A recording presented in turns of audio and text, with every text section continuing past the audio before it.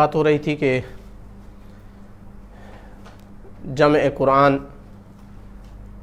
اس معنی میں کہ اس کو لکھا گیا، پورے قرآن کو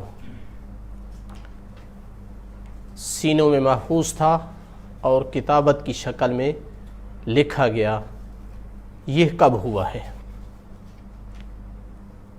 عرض کیا تھا اس میں اہل سنت کے کچھ علماء اس طرف گئے ہیں کہ یہ پہلی دفعہ خلیفہ اول کے دور میں ہوا ہے، اگرچہ کچھ قرآن لکھا جا چکا تھا لیکن کچھ ابھی سینوں میں محفوظ تھا، اور یمامہ کی جو جنگ ہوئی اس میں چونکہ بہت سارے حافظ اور قراء شہید ہو گئے تو خطرہ لاحق ہوا کہ کہیں قرآن ہمارے ہاتھ سے چلا نہ جائے، لکھنا چاہیے اسے۔ ابو بکر کے دور میں ایسا ہوا اور لکھا گیا۔ بنیاد اس قول کی چند ایک روایات ہیں، ان میں سے ایک روایت تفصیلاً میں نے کل عرض کی کہ جب یہ خبر آئی کہ اتنے قاری مارے گئے ہیں، حفاظ مارے گئے ہیں، تو حضرت عمر نے کہا کہ یہ تو اگر مر گئے اسی طرح سارے کے سارے حافظ اور قاری تو بہت سارا قرآن ہمارے ہاتھ سے چلا جائے گا۔ تو اس نے زید سے بات کی اور خلیفہ اول سے بات کی اور آمادہ کیا ان کو، اور قرآن مجید کو لکھا گیا۔ لیکن کئی ایک اہل سنت علماء اور شیعہ علماء اس بات کو قبول نہیں کرتے۔ یہ قول درست نہیں ہے۔ اس کی ایک وجہ یہ ہے کہ جو ہم نے کل عرض کی تھی کہ اگر یہ کہا جائے تو اس کا مطلب ہے کہ خلیفہ دوم کو زیادہ ٹینشن تھی قرآن کی، مسلمانوں کی، اسلام کی، اور رسول اسلام صلی اللہ علیہ وآلہ وسلم کو نہیں تھی، اس لیے انہوں نے پرواہ نہیں کی، نہیں لکھوایا سارا قرآن، یہی کہنا پڑے گا۔ بلکہ مسلمانوں کو بھی اتنی فکر نہیں تھی قرآن کی جتنی اس جناب کو تھی، چونکہ اگر مسلمانوں کو بھی ہوتی تو سارے کے سارے لکھ لیتے۔ جب پورا قرآن نہیں لکھا ہوا تھا تو اس کا مطلب ہے انہیں بھی اتنی پریشانی نہیں تھی۔ یا پھر یوں کہا جائے کہ رسول اکرم صلی اللہ علیہ وآلہ وسلم تمام حفاظ کے لیے خضر کی عمر رکھنے کے قائل تھے کہ انہوں نے مرنا ہی نہیں ہے تاکہ خطرہ محسوس ہو۔ تو عرض کیا تھا کہ یہ وہی بالکل لاجک ہے، منطق ہے جو امامت کی بحث میں کی جاتی ہے، کہ ادھر سے کہا جاتا ہے کہ رسول اللہ صلی اللہ علیہ وآلہ وسلم نے کسی کو معین نہیں کیا، لیکن خلیفہ دوم کو اتنی پریشانی تھی امت کی کہ انہوں نے اپنے بعد ایک شورا بنائی اور کہا کہ یہ جس کو معین کریں، کوئی اگر اور مقابل میں آتا ہے تو اس کو قتل کر دیں، ان میں سے بھی اگر اختلاف ہو جائے تو جس میں عبد الرحمن بن عوف ہو اس کو قبول کیا جائے۔ پہلا اس قول پر یہ اشکال ہے کہ ان دو تین روایات کی وجہ سے رسول اکرم صلی اللہ علیہ وآلہ وسلم پر یہ اتہام نہیں لے سکتے، قبول نہیں کر سکتے کہ انہوں نے قرآن کو اہتمام نہیں دیا، اعاذ باللہ۔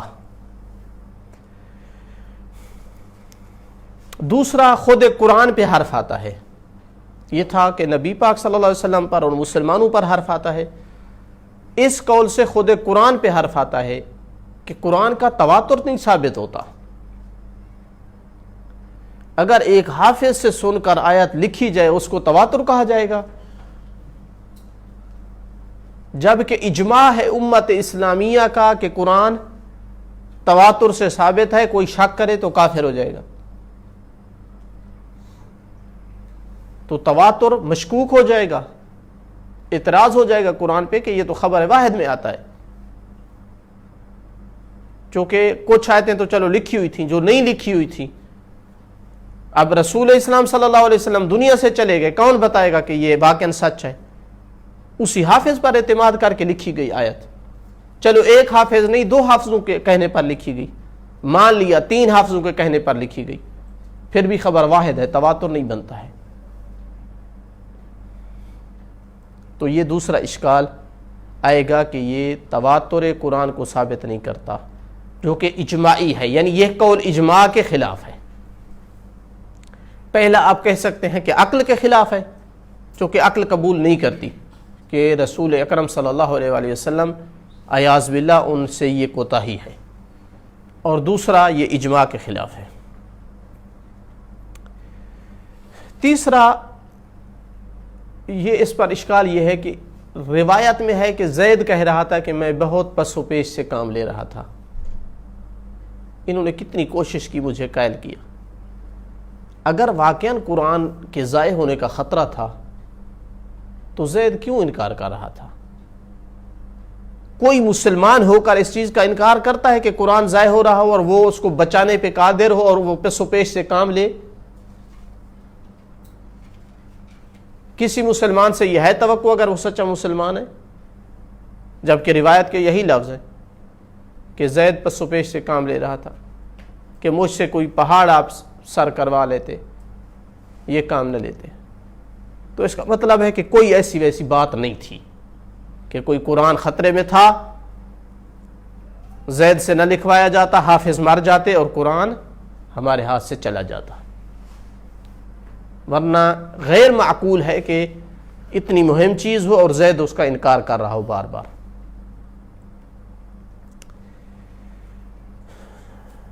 چوتھی بات کہ آپ کہتے ہیں کہ یمامہ کی جنگ ہونے کے بعد لکھا گیا، یہ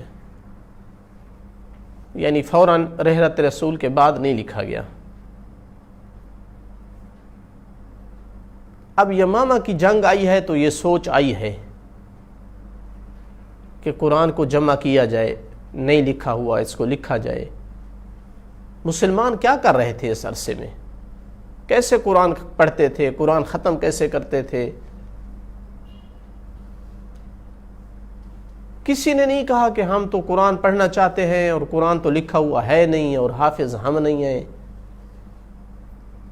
کیا خیال ہے اتنے ہزار جو مسلمان تھے، مرد تھے، خواتین تھیں، قرآن نہیں پڑھتے تھے؟ وہ لوگ ہم سے زیادہ پڑھتے تھے، تو کسی نے کیوں نہیں یہ بات اٹھائی؟ کیوں خاموش تھے؟ آدھا آدھا قرآن لیا ہوا تھا، کسی نے چوتھا حصہ، کسی نے تیسرا حصہ، کسی نے آدھا قرآن،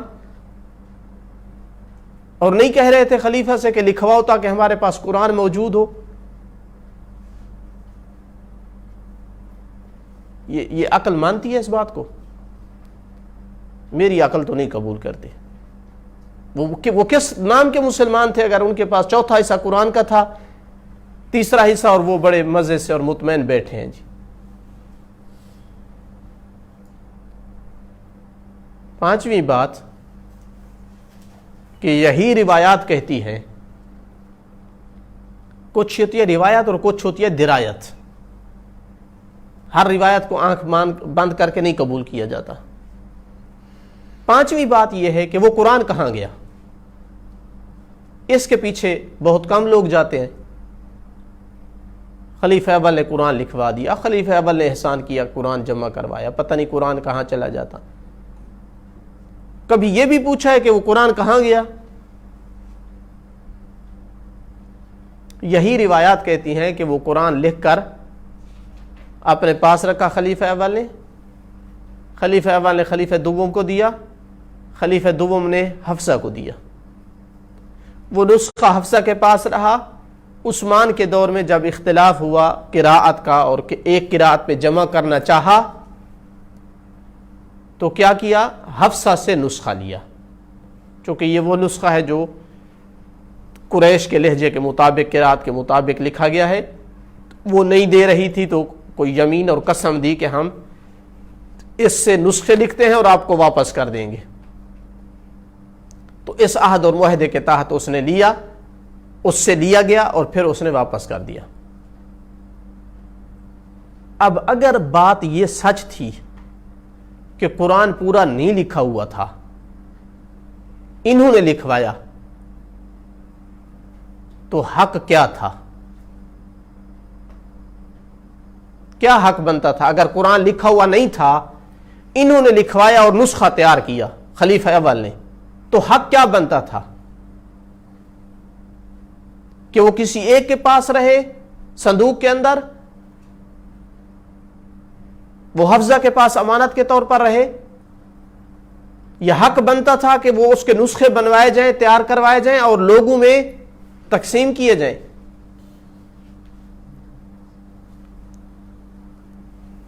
اگر مسلمانوں کے پاس قرآن لکھا ہوا نہیں تھا تو انتہائی ضروری تھا کہ یہ نسخہ تیار ہوتا، تو اس سے اور نسخے تیار ہوتے، لوگوں کو دیے جاتے کہ اس سے لکھو اور قرآن۔ اگر یہ نہ بھی کرتے تو مسلمان زبردستی مطالبہ کرتے، ہمارے پاس قرآن نہیں ہے، آپ نے ایک لکھا ہے اور اس کو چھپایا ہوا ہے۔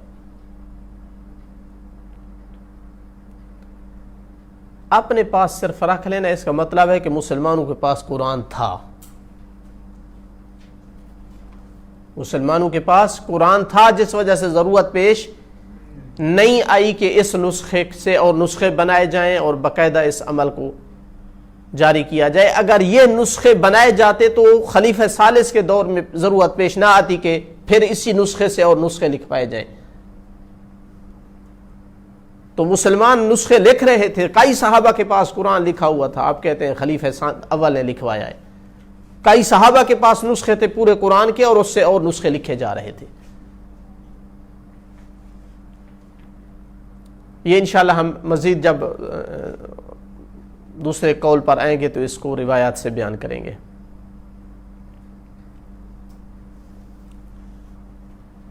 پھر علی والے تو شاید گزارا کر ہی رہے تھے، میں سوال کروں گا تراویحوں والے کیا کر رہے تھے؟ ان کی وہ تراویحوں میں کیا پڑھ رہے تھے؟ اگر قرآن کا تو ایک ہی نسخہ خلیفہ اول نے تیار کروایا تھا جو پڑھا ہے ان کے پاس۔ اور آپ کو یاد ہونا چاہیے جس نے ہمارے مسلمان بھائیوں پر احسان کیا ہے یہ تراویح ان کے گلے میں ڈال کر، اس کے زمانے میں 2 ختم کرنے ہوتے تھے قرآن کے تراویح میں۔ یہ تو ابھی ان کی یعنی گویا ایک قسم کی نافرمانی کر رہے ہیں کہ صرف ایک ختم پر اکتفا کرتے ہیں۔ ابھی ایک ختم پر اکتفا کیا جاتا ہے، ایک پارہ پڑھتے ہیں، اس وقت 2 پارے پڑھے جاتے تھے۔ تو کیسے کہاں سے تراویح پڑھ رہے تھے جب قرآن کے ان کے مسلمانوں کے پاس نہیں تھے نسخے؟ تو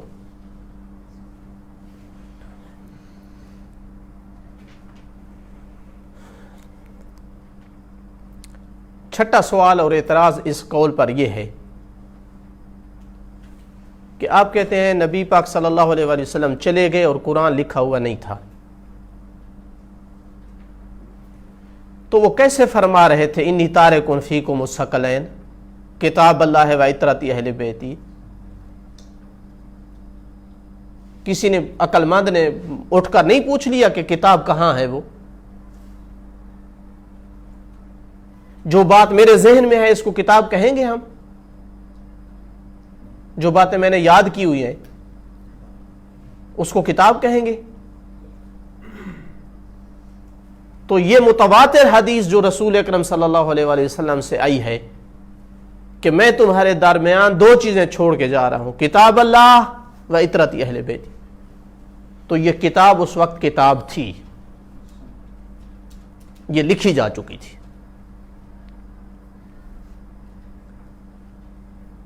اسی طرح قرآن نے کتنی آیات میں قرآن نے اپنے آپ کو کتاب کہا ہے۔ یہ تب ہی کتاب کہا جا رہا ہے کہ جو ہی قرآن آ رہا تھا لکھا جا رہا تھا، جتنا آ چکا ہے کتاب بن چکی ہے، جتنا آ چکا ہے کتاب بن چکی ہے، فوراً کتاب بنتی جا رہی ہے۔ اسی لیے قرآن مجید نے اپنے اوپر لفظ کتاب کا اطلاق کیا ہے،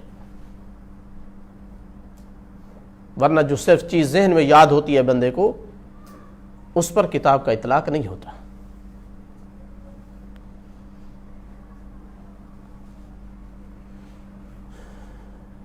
اور مہم اشکال ان پر یہ بھی ہے کہ جن روایات کا سہارا آپ لیتے ہیں، بنیاد ہے جو ان تمام اشکالات کو ایک سائڈ پر رکھ کر جن روایات کو آپ قابل بھروسہ سمجھتے ہیں قابل اعتماد نہیں ہیں، وہ ان روایات میں کئی ایک اشکال ہیں۔ پہلا اشکال ان روایات پہ یہ ہے کہ خود ان کے اندر تناقض ہے، خود ان کے اندر تناقض ہے کئی جہات سے۔ کچھ کہہ رہی ہیں ابو بکر کے دور میں جمع ہوا، کچھ کہہ رہی ہیں عمر کے دور میں جمع ہوا، کچھ کہہ رہی ہیں عثمان کے دور میں جمع ہوا۔ تعارض ہے۔ پھر اس میں بھی متعارض ہیں کہ کس نے کس کو قائل کیا۔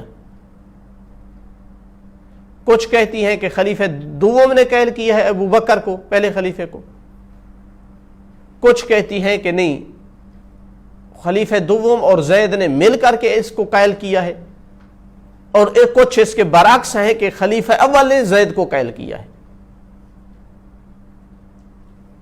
اس بات میں تعارض ہے۔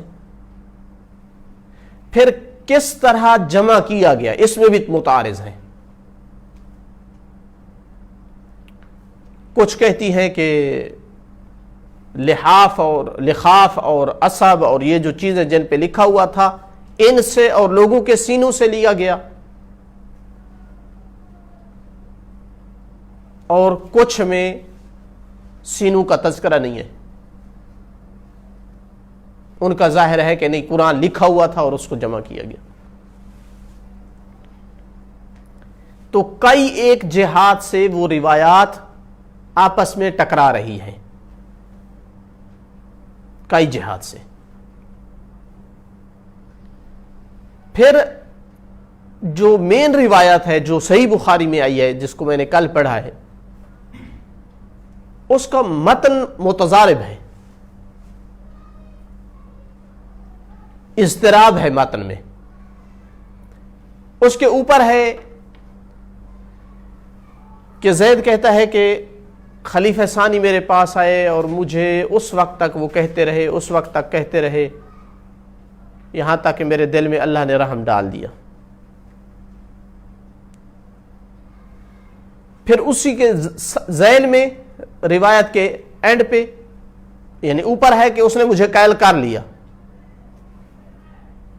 پھر ذیل میں ہے کہ میں نے ان دونوں سے کہا کہ تم ایسا کام کیوں کرتے ہو جو رسول اللہ صلی اللہ علیہ وآلہ وسلم نے نہیں کیا۔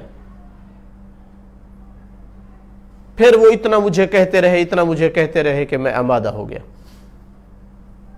تو اوپر لگتا ہے کہ صرف خلیفہ ثانی نے محنت کی ہے اور اس کو قائل کر لیا ہے، قائل ہو گیا ہے۔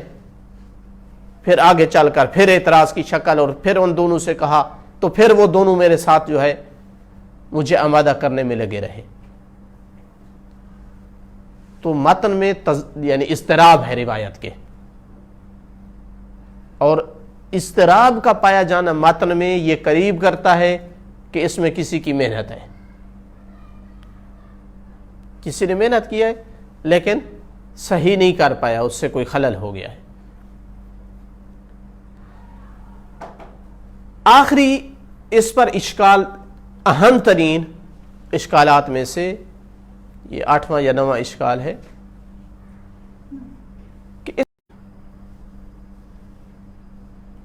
کہ جو 10 روایات ہیں کہ وہ جمع یعنی یہ کتابت کی شکل رسول اسلام صلی اللہ علیہ وآلہ وسلم کے دور میں ہوئی ہے، ان کے دور میں ہوئی ہے۔ یہ روایات ہم پڑھتے ہیں جس سے اندازہ ہوگا کہ یہ قول جو پہلا قول ہے اس میں جو روایات ہیں وہ ان روایات سے واضح طور پر ٹکرا رہی ہیں، اور چونکہ یہ جو 8-9 اعتراضات ہم نے کیے ہیں یہ سارے اس قول پر وارد ہوتے ہیں اگر ہم قائل ہو جائیں کہ رسول اکرم صلی اللہ علیہ وسلم کے دور میں جمع ہوا ہے تو اس پر یہ اعتراضات وارد نہیں ہوتے، تو تمام کے تمام مرجحات پھر اسی قول کے ساتھ بن جائیں گے کہ رسول اکرم صلی اللہ علیہ وآلہ وسلم نے جمع کیا ہے۔ ہم آتے ہیں اب چند ایک روایات کی طرف کہ جن سے ثابت ہوتا ہے کہ نبی اکرم صلی اللہ علیہ وآلہ وسلم نے جمع کیا ہے۔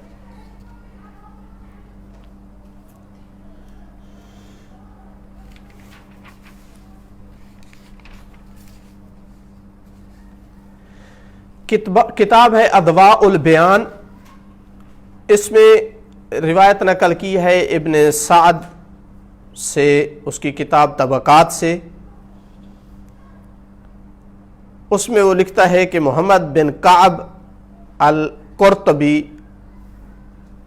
روایت نقل کرتا ہے بسند ہی کہ جمع القرآن فی زمان النبی صلی اللہ علیہ وآلہ وسلم خمسۃ، کہ قرآن کو جمع کیا ہے 5 لوگوں نے زمانے نبی میں: معاذ بن جبل، عبادہ بن صامت، ابی بن کعب، ابو ایوب، ابو درداء۔ جی انصار ہیں سارے۔ اسی وجہ سے بعض روایت میں ہے کہ لم یجمع القرآن فی زمان نبی الا الانصار۔ اگر ان 5 کے پاس تھا قرآن مجید کا نسخہ، یہ کاتب تھے مثلا، تو کیا معقول ہے کہ رسول اسلام کے پاس نہ ہو؟ جی اہل سنت کتابوں سے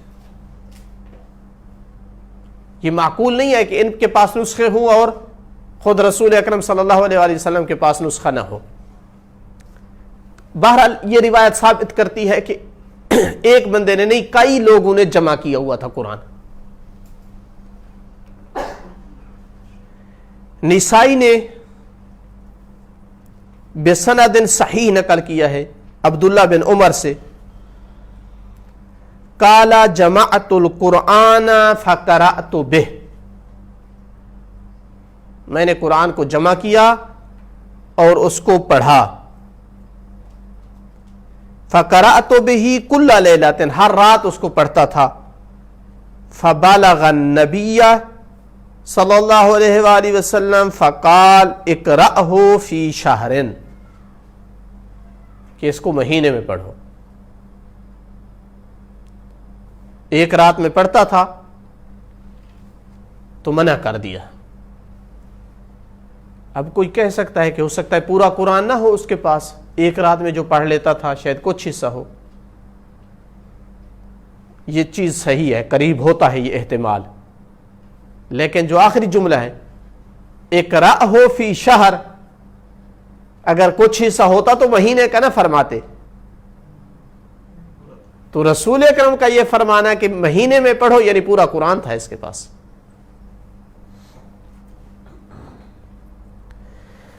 البہقی نے ابن سیرین سے نقل کیا ہے جامع القرآن کلہ، تاکہ کسی کے ذہن میں بھی وہم نہ جائے کہ کچھ قرآن کو، ظاہراً کچھ قرآن کو سینکڑوں لوگوں نے لکھا ہوا اور جمع کیا ہوا تھا۔ یہ ساری روایتیں ان کے بارے میں ہیں جنہوں نے پورے کا پورا قرآن کیا۔ جامع القرآن کلہ علی عہد رسول اللہ، کوئی یہ بھی نہ کہے کہ بعد میں، اربعۃ، 4 لوگوں نے، لا یختلف فیہم، ابی، زید،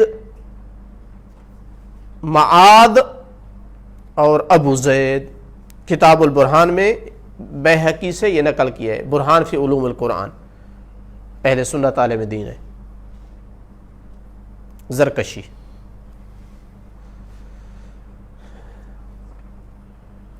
اور اسی طرح کی روایت اس نے برہان میں شعبی سے بھی نقل کی ہے، یعنی متعدد مصادر سے یہ روایات ہیں، اور یہ قدیم ترین مصادر میں سے ہیں یہ کتابیں جو جن کا میں نام ذکر کر رہا ہوں۔ اسحاق نے فہرست میں قرآن جمع کرنے والے لوگوں کے نام لکھے ہیں، یہ بھی قدیم ترین مصادر میں سے۔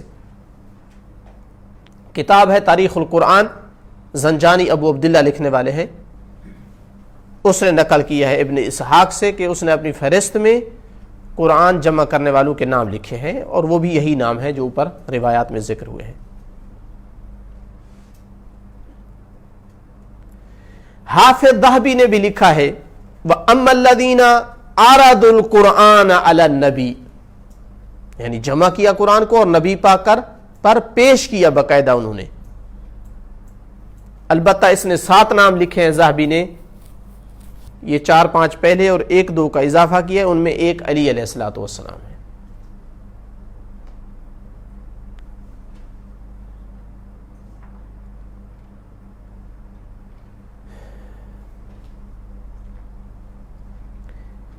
ابن داؤد اس کی کتاب ہے المصاحف،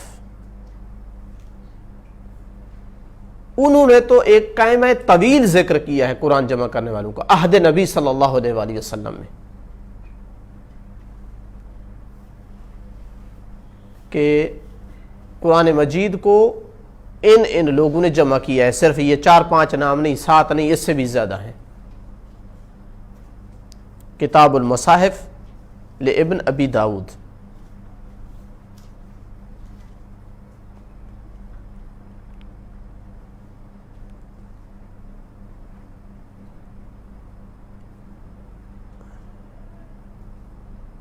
نبی پاک صلی اللہ علیہ وآلہ وسلم سے روایت ہے،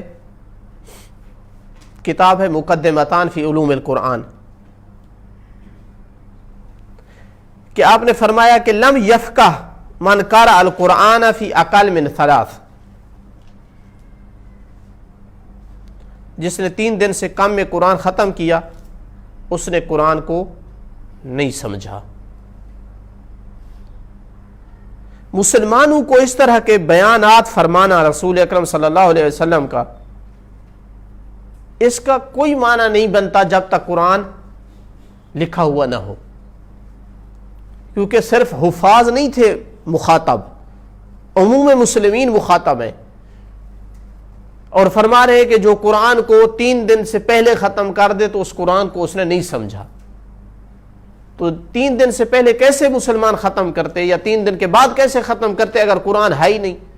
ایک فرضیات پہ بات کر رہے ہیں یا حقیقت بیان کر رہے ہیں؟ اگر قرآن تھا تو اس طرح کی حدیثیں بیان کر رہے تھے۔ سیوطی نے پورا باب لکھا ہے کہ مصحف میں نگاہ کر کے تلاوت کرنا حفظ سے تلاوت کرنے سے افضل ہے۔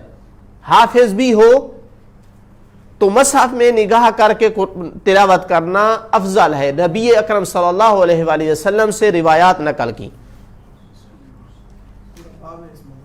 باب ہے جی، اتقان میں پورا باب ہے اس کا۔ تو اب یہ کس پہ دلالت کرتا ہے کہ مصحف تھا یا نہیں تھا لکھا ہوا؟ اگر لکھا ہوا نہیں تھا تو اس کا مطلب ہے کہ اللہ کے رسول ایسے فرضی باتیں کر رہے ہیں، والعیاذ باللہ۔ یعنی یہ جو قول اختیار کرتے ہیں تو اس کا یہی معنی بنے گا کہ جو مصحف میں دیکھ کر تلاوت کرے گا اس کو اتنا ثواب ملے گا اگرچہ وہ مصحف موجود نہیں ہے۔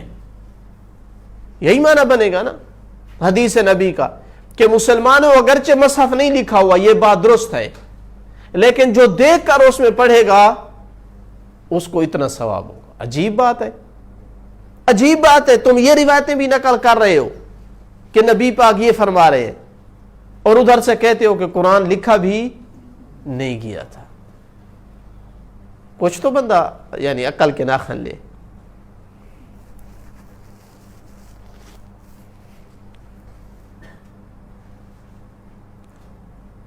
سورہ فاتحہ کو کس نے ام الکتاب کا نام دیا ہے؟ نبی اکرم صلی اللہ علیہ وآلہ وسلم نے دیا ہے۔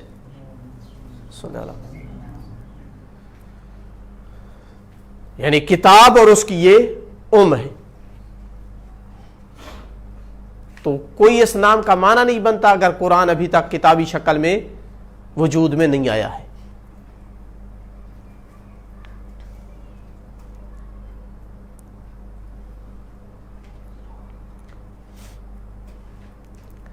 سیوطی نے روایت نقل کی ہے ان نبی صلی اللہ علیہ وآلہ وسلم اللہم صلی علی محمد وعلی محمد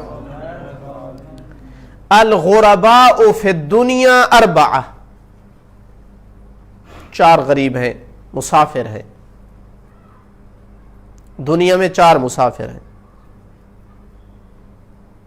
اللہ کے رسول فرماتے ہیں دنیا میں 4 مسافر ہیں، ان میں سے ایک مصحفن لا یقرأ فیہ، مصحفن لا یقرأ فیہ، وہ مصحف جس کو پڑھا نہیں جاتا، غلاف چڑھا کر الماری کی زینت بنایا جاتا ہے۔ یہ کون فرما رہا ہے؟ اللہ کے رسول۔ اگر مصحف وجود میں بھی نہیں آیا تو کیا مطلب فرمانے کا؟ یعنی پھر وہی معنی بنے گا ان کے قول کے مطابق کہ فرما رہے ہیں مسلمانوں وہ مصحف کے جو نہیں پڑھا جاتا وہ مظلوم ہے، اگرچہ اس کا کوئی وجود نہیں ہے، ایسے فرضی بات ہے، کوئی معنی نہیں بنتا ان حدیثوں کا۔ یہ تمام کی تمام حدیثیں یعنی چیخ چیخ کر کہہ رہی ہیں کہ یہ حدیثیں تب وجود میں آ سکتی ہیں جب قرآن مجید لکھا جا چکا ہو۔ اس کے علاوہ بھی کچھ نکات ہیں، انشاءاللہ کل ان کو تتمہ دیں گے، اور کل اس فیصلے پہ پہنچیں گے کہ اگر قرآن رسول اکرم صلی اللہ علیہ وآلہ وسلم کے دور میں لکھا گیا تھا تو کیا ترتیب بھی دیا گیا 2 جلدوں میں، یا نہیں صرف لکھا ہوا تو تھا لیکن ترتیب میں بعد میں آیا۔ آج اس بات کو ہم نے کلیئر طور پر نص کر دیا ہے کہ قرآن رسول اکرم صلی اللہ علیہ وآلہ وسلم کے دور کے بعد نہیں لکھا گیا، ان کے زمانے ہی میں لکھا گیا تھا۔ 10 قطعی ادلہ اس پر دلالت کرتی ہیں، اجماع کے خلاف ہے، عقل کے خلاف ہے۔ جن روایات کو بنیاد بنایا گیا ہے وہ روایات ان کے اندر اضطراب ہے، ان کی روایات دوسری ان کے متضارب ہیں، خود جو اس پہ دلالت کرتی ہیں ان میں آپس میں ٹکراؤ ہے کئی جہات سے، اور ان تمام ادلہ کے ساتھ کہ جو ثابت ہے کہ قرآن رسول اسلام کے دور میں لکھا گیا، ان کے ساتھ ان کا ٹکراؤ ہے، جس وجہ سے وہ قابل قبول نہیں ہے۔ والحمدللہ رب العالمین، وصلی اللہ علی محمد وآلہ وصحبہ۔